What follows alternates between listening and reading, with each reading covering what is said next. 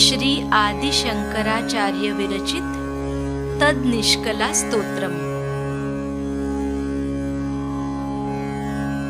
मनोबुद्ध्यहंकार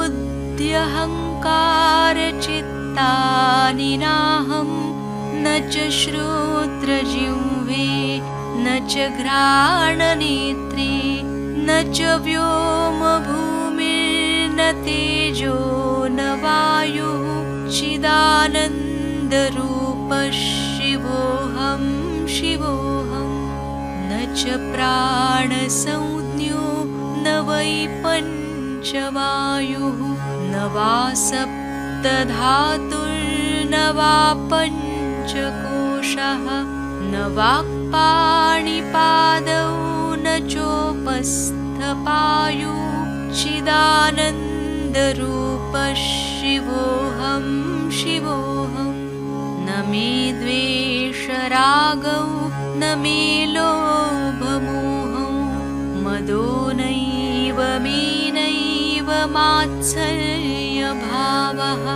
न धर्मो न चार्थो न कामो न मोक्षः चिदानन्दरूपः शिवोऽहं शिवोऽहं।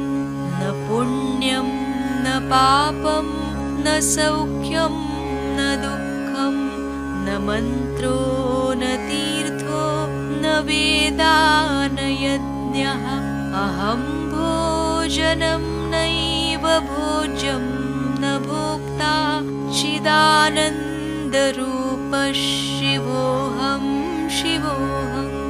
न मे मृत्युशङ्का न मे जातिभेदः पिता नैव मे नैव माता न जन्म न बन्धुर्न मित्रं गुरुर्नैव शिष्यः चिदानन्दरूपः शिवोऽहं शिवोऽहम्। अहं निर्विकल्पो निराकाररूपो